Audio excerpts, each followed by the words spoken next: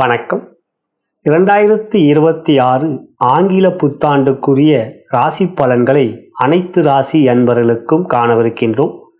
Welcome to my channel. Bharat Karma healing centre சார்பாக உங்கள் ஜோதிடர் டி நல்லபிரம்மா பேசுகின்றேன். முதலாவதாக மாதா பிதாவை வணங்கி, முன்னோர்கள் மூதாதையர்கள் பித்ருக்களை வணங்கி, குலதெய்வத்தையும் வணங்கி, குருமார்கள் சித்தர்மார்களாகிய பதஞ்சலி சித்தரையும் காகபுஜண்ட சித்தரையும் கருவூரார் சித்தரையும் வணங்கி, முதற்கடவுளான விநாயகப் பெருமானை வணங்கி, வாக்தேவி நாவுக்கரசி அறிவுக்கரசி சரஸ்வதி தேவி தாழ் பணிந்து பாதம் பணிந்து 2026 ஆண்டு ஆங்கில புத்தாண்டு பிறக்கின்றது. இவ்வாண்டிலே அனைத்து ராசி அன்பர்களுக்கும் சகலவிதமான மேன்மைகள், நன்மைகள், வெற்றிகள், சந்தோஷம் மற்றும் யோகத்தையும் அருள்பாவிக்குமாறு மனதார பிரார்த்தனை செய்து பலன்களை ஆரம்பிக்கின்றேன். அன்புள்ள தமிழ் சொந்தங்களே, தமிழ் புத்தாண்டு நாம் அனைவருக்கும் அறிந்த ஒன்று. ஆங்கில புத்தாண்டு தற்பொழுது நாம் கடைபிடித்து கொண்டிருக்கின்ற ஒன்று. 2026 பிறக்கின்றது. அனைவருக்கும் எனது ஆங்கில புத்தாண்டு நல்வாழ்த்துக்களை தெரிவித்துக் கொள்கின்றேன். 2026 226 இவற்றை அனைத்தையும் கூட்டினால் வருகின்ற எண் 1. சூரிய பகவானுக்குரியது. எண் கணித ஜோதிடத்தில் 1ஆம் எண் மிகவும் சக்தி வாய்ந்த எண். ஆகையால் இவ்வாண்டு நம் அனைவருக்கும் சகலவிதமான மேன்மைகள், நன்மைகள், வெற்றிகள், சந்தோஷம் ஆதவன் என்று அழைக்கப்படுகின்ற சூரிய பகவானால் நம்மளுடைய வாழ்க்கையிலே சகல விதத்திலும் மகிழ்ச்சியும் சந்தோஷமும் யோகமும் உதயமாகட்டும். எனது குருமார்களை மனதார பிரார்த்தனை செய்து இப்பொழுது பலன்களுக்குரிய இடத்தில் பார்க்கின்ற பொழுது, இந்த 2026 பொறுத்தவரை ஆண்டுக்கோள்களுக்குரிய கிரக நிலைகளை பார்ப்பதே முக்கியம். மாதக்கோள்கள் வாரப்பலன்களிலே பார்க்கும்போது இங்கே தெரிந்துக்க முடியும். அப்படி பார்க்கும்போது சனி பகவான் மீன ராசியிலே தாங்க இருக்கார். அந்த மீன ராசியில் இருக்கும் பொழுது ஜூலை 26 வக்ரமாக வரார். ஜூலை 26 வக்ரமாக வர டிசம்பர் 11 வக்ர வரை வக்ரமாக வந்து வக்ர நிவர்த்தி ஆகிறார். 4 மாதங்கள் 2 வாரங்கள். அந்த 4 மாதங்கள் 2 வாரங்கள் அவர் வக்ரமாக இருக்கக்கூடியதாக இந்த ஆண்டு இருக்குது. ராகு கேதுவை பொறுத்த வரைக்கும் இந்த ஆண்டை பொறுத்தவரை டிசம்பர் 6 வரை 2026 டிசம்பர் 6 வரை ராகு கும்பத்திலும் கேது சிம்மத்திலும் தான் இருக்காங்க. டிசம்பர் 6 ராகு மகரத்துக்கு வரார், கேது சிம்மத்துக்கு போகிறார், இது கடகத்துக்கு போகிறார்.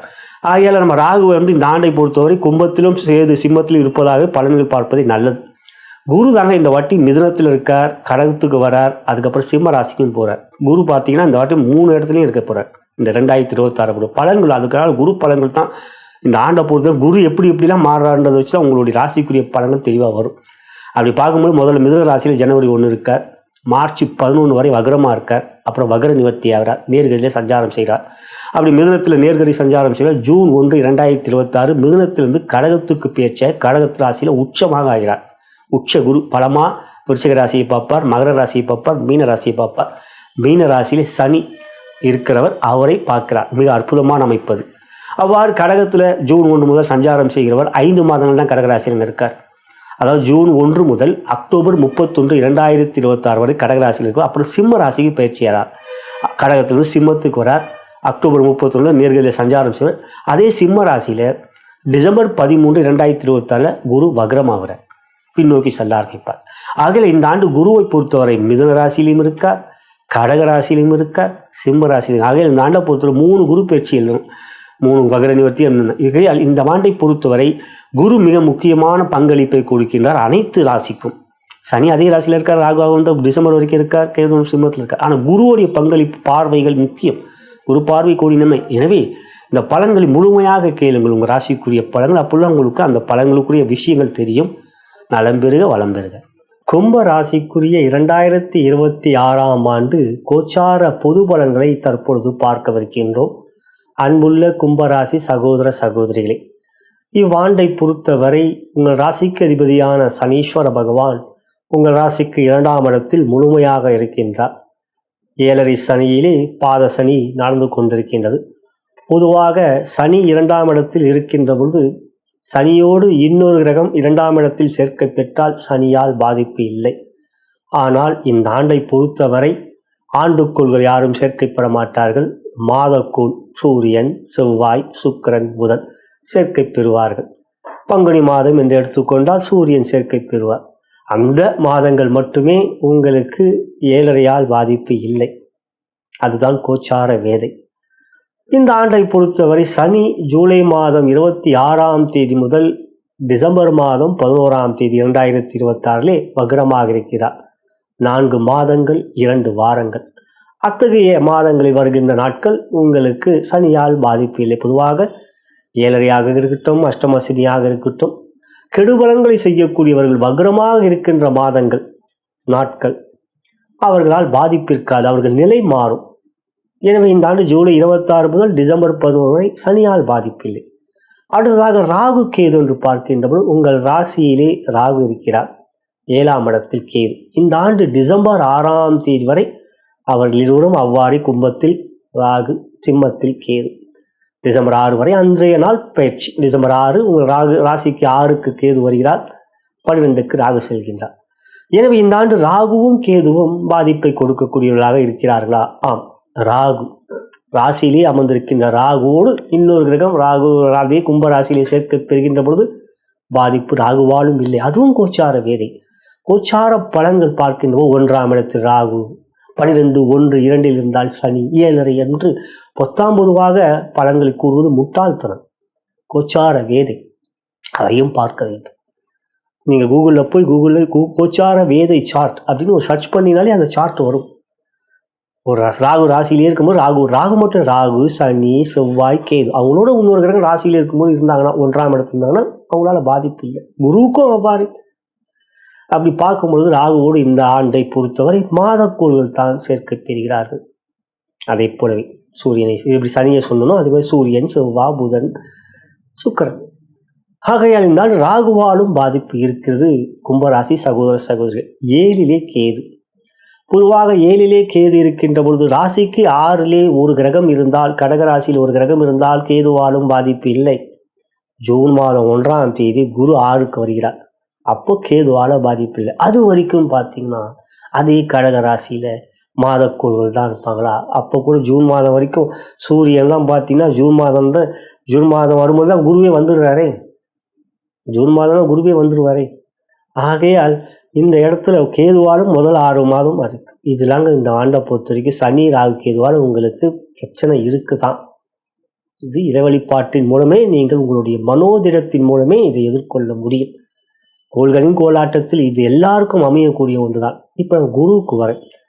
இந்த குரு இங்க இடத்துல அவருடைய விளையாட்டு தான் இந்த ஆண்டை பொறுத்த வரைக்கும் ரொம்ப நல்லா இருக்கு. என்னன்னு பார்த்தீங்கன்னா இந்த ஆண்டை பொறுத்தவரை ஜூன் 1க்கு முன், ஜூன் 1க்கு பின் அப்படின்னு பிரிச்சு. இந்த ஆண்டு 2 குரு பயிற்சி. ஒரு குரு அதிசார குரு பயிற்சி. ஜூன் 1 வரை உங்கள் ராசிக்கு 5ஆம் இடத்தில் மிதுன ராசியிலே குரு இருக்கிறார். இதுல மார்ச் 11 வரைக்கும் குரு வக்ரம். 5ல குரு யோகம் செய்யும். 5ல குரு யோகம் செய்யும் பொழுது ராசிக்கு 4ல் ஒரு கிரகம் இருந்தால் குருவால யோகம் இல்லை. ஆனால் 4 தான் மாதக்குழுவாக இருக்கு. ஆனால் குரு நல்ல விதமாக இருக்கார் இந்த ஆண்டை பொறுத்த வரைக்கும். ஆண்டை பொறுத்த வரைக்கும் குரு உங்களுக்கு யோகத்தை தான் செய்கிறார். ஆனால் வக்ரமா இருக்கும்போது நன்மை தான். குரு உங்களை இந்த 2 இன்னும் தெரியுங்களா, 4 பக்கம் கிரகங்கள் இருக்கும். குரு தாங்க அந்த இடத்துல என்னால் முடிஞ்ச வரைக்கும் உதவி செய்யறன்ற தான் குரு. என்னன்னு தெரியுங்களா, நம்ம வகுப்புல நம்ம படிக்கிறோம், நம்ம குரு தான் ஆசிரியர். நல்லா படிக்கிறோம், தட்டி கொடுப்பார். அதுக்காக நல்லா படிக்காதவனை எப்படின்னா அவனை கரையேற்றணும் தானே அந்த குரு பார்ப்பார். எப்படின்னா, ஏன்னா கும்பராசி கடின உழைப்பாரி. நீங்கள் பலதரப்பட்ட திறமை கொண்டவர். இப்போ ஒரு இடத்துல உங்களை முடக்கி வச்சிருக்குமா அப்படின்னா நிச்சயம் அப்படி இல்லை. ஏன்னா உங்களுடைய ராசியுடைய அதிர்ஷ்டமே என்னன்னா நீண்ட ஆண்டுகள் நடக்கக்கூடிய தசை தாங்க உங்க வாழ்க்கையில சந்திப்பீங்க. சகோதர சகோதரிகளே, ரொம்ப ராசியில பிறந்தவர்களே, நல்லா பார்த்தீங்கன்னா அவிட்டமா இருக்கட்டும், சதயமா இருக்கட்டும், புரட்டாதியா இருக்கட்டும், உங்களுக்கு அடுத்தது பார்த்தீங்கன்னா குரு தசை, சனி தசை, புதன் தசை, வாழ்க்கையே அங்கதாங்க சுத்துது.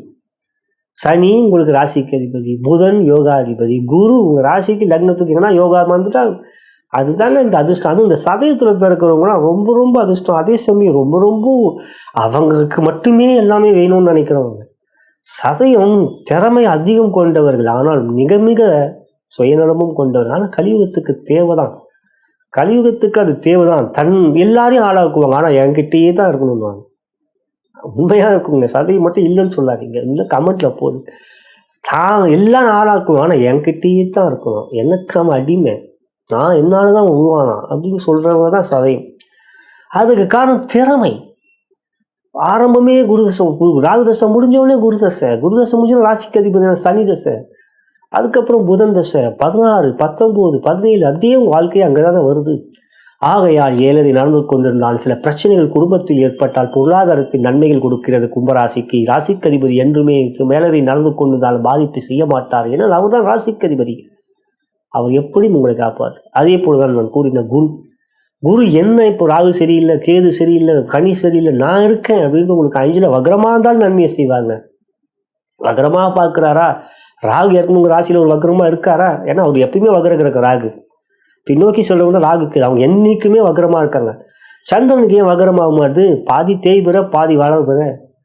சூரியனால் தான் மற்ற கிரகங்கள் வக்ரமாகுது. அதனால தான் குரு வக்ரமாவார், சனி வக்ரமாவார், புதன் சுக்கிரன் செவ்வாய் 5 கிரகம் வக்ரமாகும். சந்திரன் எப்பயுமே பாதி தேய்பிற பாதி வளர், ராகுக்கு எது எப்பயுமே வக்ரம். ஆகையால் வக்ரமாக இருக்கக்கூடிய குரு பகவான் ராசியிலே அமர்ந்திருக்கின்ற ராகுவை பார்ப்பனர். ராகு நன்மையை செய்வார், கெட்டவன் கேட்டிடும் யோகத்தை செய்வார். நன்றாக பாருங்கள். மார்ச் 11ஆம் தேதி வரை உங்களுக்கு ராகு வக்ரமாக இருக்கக்கூடிய குருவால் பார்க்கப்படுவதனால் யோகத்தை அடைவீர்கள். அதன் பிறகும் உங்களுக்கு குரு வக்ர நிவர்த்தி அடைந்தால் அமைந்தில் இருக்கிற குரு அமைதியாக நன்மைகளை செய்ய வைப்பார். எனவே ஜூன் 1 வரை உங்களுக்கு ராகுவால் பாதிப்பு இல்லை. ஜூன் 1, அதனால ஜூன் 1க்கு முன், ஜூன் 1க்கு பின், ஜூன் 1க்கு பின் இப்போ பார்க்க போற பார்ட் 2 பார்ட்னா அவர் உங்களுக்கு கடகத்துக்கு வரார், உச்சம் பெறுகிறார். 6ல் உச்சம் பெறுகிறார். 6ஆம் இடம் குருவுக்கு பிடிக்காத இடம்தான். ஆனால் அவர் உச்சம் பெறுகிற இடம் அவருக்கு பிடிக்காம இருக்குமா? என்னங்கய்யா அப்படின்னு கேட்டீங்கன்னா, ஆமாங்க, அண்ணா செய்வார்.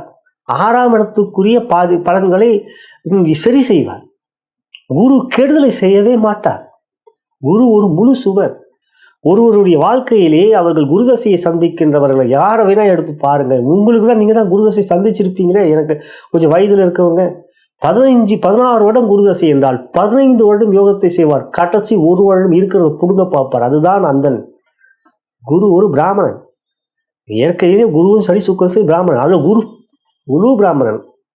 அந்த குரு 15 வருடம் யோகத்தை செய்யணும். கடைசி 16 வருடம் சோதனைகளை கொடுப்பார், ஆசைகளை கொடுப்பார், பேராசைகளை கொடுப்பார். இதை பண்ணு அதை பண்ணுவார். பண்ணீங்கன்னா குரு அப்படி எல்லாத்தையும் புரிஞ்சுட்டு போயிடுவார்.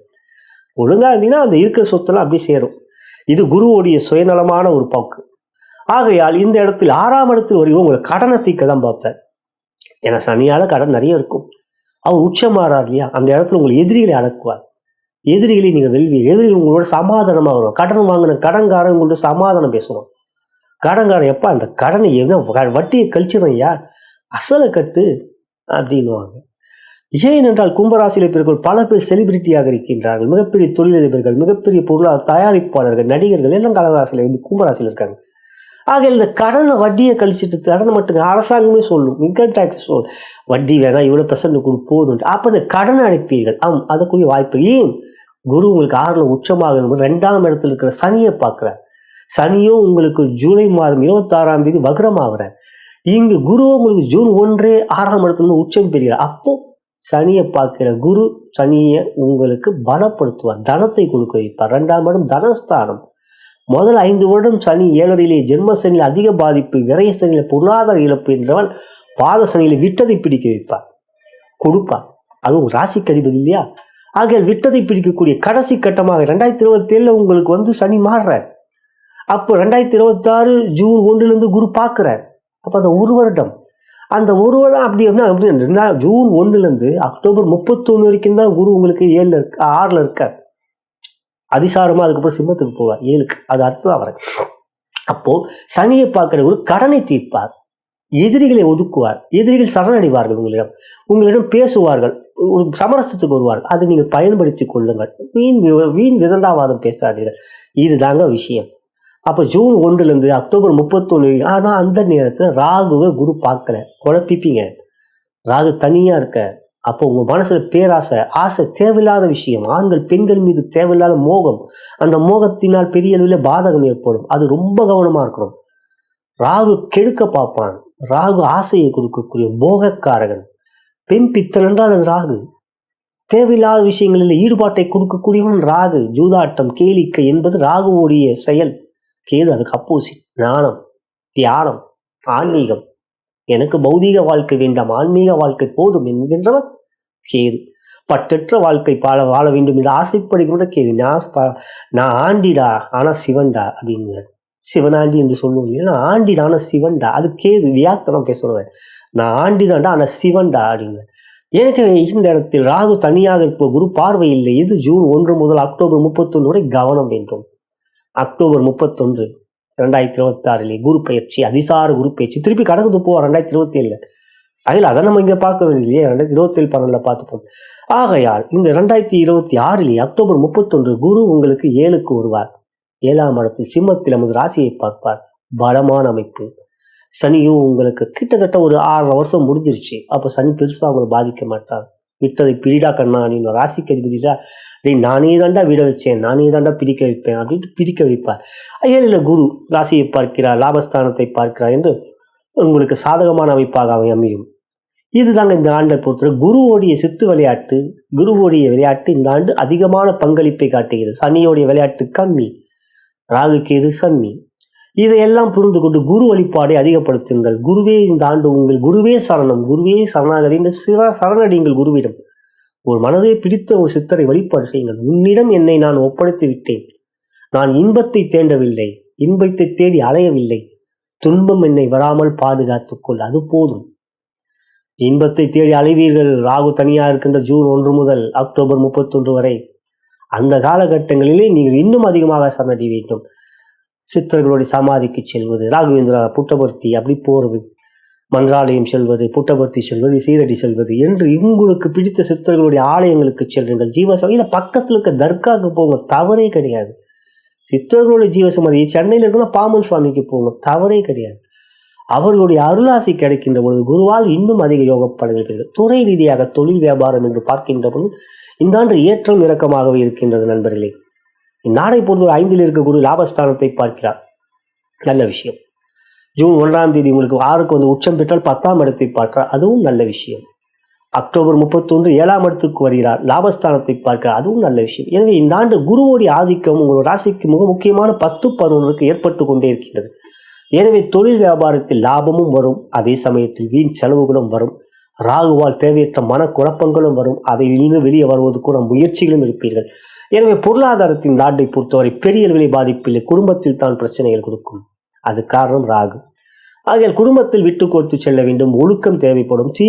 தேவையற்ற விஷயங்களில் மனதை போட்டு குழப்பிக் கொள்ளாதீர்கள். தொழில் வியாபாரத்திற்கு முதல் அடுத்தவர்களை அளிக்க வேண்டும் என்று நினைக்காமல் உங்களுடைய கடமைகளை நீங்கள் செய்யுங்கள். நிச்சயமாக இந்த ஆண்டு உங்களுக்கு ஒரு யோகமான ஆண்டை பொருளாதார ரீதியாக, நான் கூறுவது பொருளாதார ரீதியாக. தொழில் வியாபாரம்னு சொல்ல வந்தால் பொருளாதாரத்தை சொல்லி ஆகணும். பெரிய அளவிலே பாதிப்புகள் எவையும் இல்லை. உத்தியோகத்தை பொறுத்தவரை மறைமுக எதிர்ப்புகள் அதிகமாக இருக்கும். ஆனால் அதையும் நீங்கள் சமாளிப்பீர்கள். இந்த ஆண்டை பொறுத்தவரை யாரையும் நம்பாதீங்க. நீங்கள் உங்கள் வேலையில் மட்டும் முழு கவனத்தை செலுத்துங்க. மற்றவர்கள் எல்லாம் உங்களுக்கு எதிராக சதிதான் செய்வாங்க. இந்த ஆண்டு உன்னை விட்டுரும், போன ஆண்டு நீ தப்பிச்சிட்டடா, இந்த ஆண்டு ஏனென்றால் 2026 கூட்டினா 1 சூரியனோட வீடு. நீங்கள் சூரியன் இல்லை, சனியோட ராசி. சனிக்கு சூரியன் ஜென்ம பகை, அவருடைய ஆண்டு. உங்களை பிற்பாலமான யோசிச்சு பாருங்க. அதாவது ஒன்று வரா மாதிரி ஆண்டுகள். இந்த 2026 என்பது ஒன்று வருது. அதே மாதிரி 1 வரா மாதிரியான ஆண்டுகள் எப்படிலாம் உங்கள் வாழ்க்கையில் இருந்தது யோசிச்சு பாருங்க. 1999 அப்படின்னா அது 1 வரும். இது மாதிரியான சொல்கிறேன். 2008 தான் 1 வரும். இந்த ஆண்டுகள் எல்லாம் எப்படி இருந்ததுன்னு சிந்திச்சு பாருங்கள். உங்களுக்கு சோதனையாகவே இருந்திருக்கும். ஆகவே அந்த ஆண்டுகள் உங்களுக்கு எப்படி இருந்ததோ அதை போலவே இந்த ஆண்டு இருக்குமா? உத்தியோகத்தில் இருக்கும். எனவே உத்தியோகத்தில் நிதானம், பொறுமை காட்ட வேண்டும். உங்கள் வேலையில் முழு கவனத்தை செலுத்துங்கள். மேலதிகாரிகள் உங்களை எந்த விதத்திலும் பாதகம் செய்ய மாட்டார்கள். கடின உழைப்பாளி அல்லவா, அதுக்குரிய அங்கீகாரத்தை கொடுப்பார். சக ஊழியர்களை நம்பாதீர்கள். அவர்கள் உங்களுக்கு எதிராகவே இருப்பார்கள். குறிப்பாக ஆண்களுக்கு பெண்கள், பெண்களுக்கு ஆண்கள். ஆகிய நாட்டை பொறுத்த உத்தியோகத்தில் உங்கள் வேலையில் முழு கவனத்தை செலுத்துங்கள். குறிப்பாக ஜூன் 1 முதல் அக்டோபர் 31 அதிக எதிர்ப்புகளை சந்திப்பீர்கள். ஆகையால் இந்த ஆண்டை பொறுத்த உத்தியோக நிதானம் வேண்டும். தேவையற்ற விஷயங்கள் தலையிடுவதை தவிர்ப்பது நல்லது. அதுக்கு அடுத்ததாக பார்க்கலாம் குடும்பத்தை பொறுத்த வரைக்கும் விட்டு கொடுத்து தான் செல்ல வேண்டும். பல்வேறு விதமான மனவேதனைகள், மனக்குழப்பங்கள் இருக்கிறது தான். கடந்த ஆண்டும் இருந்தது தான், 2025 இருந்தது தான், இருக்கத்தான் போகிறதா? எல்லா நாளும் அப்படி இருக்காதுங்க. கோள்களின் கோலாட்டத்தில் மாற்றங்களும் இருக்கின்றது. இந்த ஆண்டை பொறுத்தவரையும் சில விஷயங்களில் விட்டு கொடுத்து செல்ல வேண்டும். கணவன் மனைவி உறவிலே இந்த ஆண்டை பொறுத்தவரை ஜூன் 1 முதல் இந்த அக்டோபர் 31 சில சலசலப்புகள், சஞ்சலங்கள் இருக்கும். இருந்தாலும் குடும்பஸ்தானத்தில் சனி குடும்பத்தில் சில பிரச்சனைகளை கொடுப்பார். குழந்தைகளால் மகிழ்ச்சி, சந்தோஷம் இருக்கின்றது. குழந்தைகளால் எப்பொழுதுமே மகிழ்ச்சி, சந்தோஷம் இருக்கும். உங்கள் குழந்தைகளால் அறிவாளிங்க. 5ஆம் இடம் புதன், அதுதான் மிதுனம். அங்கே புதனுக்குள்ள குரு இருக்க. குழந்தை பேர் எதிர்ப்பாக கல்யாணமான புதுசாக இருக்கிறவங்க மன ஒத்து இருந்தீங்கன்னா குழந்தை நல்ல குழந்தை பிறக்குங்க, சந்தோஷமாக இருக்கணும் தாண்டு. அதுதான் என்னுடைய விருப்பமும். என் குருமார்கள் என்ன கூறியிருக்கிறது, இந்த கோள்கள் இப்படி இருக்குன்னா தெரிந்து விட்ட பிறகு நாம் அதை புரிந்து கொண்டு நடப்பது நல்லது. எனவே இந்த ஆண்டை பொறுத்தவரை குழந்தை பாக்கியம் நன்றாக இருக்கின்றது. குழந்தைகளால் மகிழ்ச்சி, சந்தோஷம், ஆரோக்கியம்லாம் சிறப்பாக இருக்குங்க. ஆரோக்கியம்னா மனக்குழப்பம்தான் இருக்கும், உடல் ஆரோக்கியம் நன்றாக இருக்கும். மருத்துவ செலவுகள் போன்றவர்கள் எவையும் இல்லை. எனவே இந்த ஆண்டை பொறுத்தவரை நீங்கள் செய்ய வேண்டிய மிக முக்கியமான விஷயம் குரு வழிபாடு. அதை தொடர்ந்து செய்து வாருங்கள். குருவால் தான் இந்த ஆண்டு உங்களுக்கு நன்மைகளும் யோகங்களும் இருக்கின்றது. அவர் உங்களுக்கு லாபாதிபதி, அவரே உங்களுக்கு தனாதிபதி. குருவே சரணம் என்று மனதுக்கு பிடித்த குரு என குறிப்பாக காக புஜண்டர், காக வடிவத்தில் வளம் வந்த சித்தரே புஜண்டர், மகா சக்தி வாய்ந்த மகா சித்தர் மகரிஷி. அவரை வணங்குவதும் நல்லது. மனசார மானசீகமாக அவர் வணங்குங்கள், அதுவும் நன்மையை கொடுக்கும். விஷ்ணுவுடைய சகஸ்ரநாமம் கேளுங்கள், அதிகாலையில் சுப்பிரபாதம் கேளுங்கள். இதெல்லாம் நம்மளால் முடிந்த ஒரு இறைவனின் வழிபாடு. அவற்றை செய்வதன் மூலம் நன்மைகளும் வெற்றிகளும் மேன்மைகளும் பெறும். நான் வணங்கும் குருமார்களும் சித்தர்மார்களும் பார்வதி தேவி சிவபெருமானும் இந்த 2026 கும்பராசி நண்பர்களுக்கு, சகோதர சகோதரிகளுக்கு சகலவிதமான மேன்மைகளும் நன்மைகளும் வெற்றிகளும் அருள் புரிவார்கள். நலம் பெறுக, வளம் பெறுக. இதுவரை உங்கள் ராசிக்குரிய 2026 கோச்சார பொது பலன்களை கண்டோம். இது ஒரு பொது பலன். உங்களுடைய ஜனன ஜாதகமே முதன்மையானது. லக்னத்தின் மூலமாக தசாபுத்தி அந்தரங்கள் வாயிலாக நன்றாக பார்த்து கொள்ளுங்கள். தசாபுத்தி அந்தரங்கள் அதுதாங்க ரொம்ப முக்கியம். யோக தசை, யோக புத்தி நடந்து கொண்டிருந்தால் 2026 உங்களுக்கு நன்மைகளை கொடுக்கும். எனவே உங்களுடைய ஜனன ஜாதகமும் ஒரு முறை பார்த்து கொள்வது நல்லது. நான் வணங்கும் பித்ருக்களும் குருமார்கள் சித்தர்மார்களும் பார்வதி தேவி சிவபெருமானும் இந்த 2026 உங்கள் அனைவருக்கும் சகலவிதமான மேன்மைகள், நன்மைகள், வெற்றிகள், சந்தோஷம் மற்றும் யோகத்தையும் அருள் புரிவார்கள் என்று கூறி நன்றி கூறி விடைபெறுகின்றேன். வணக்கம்.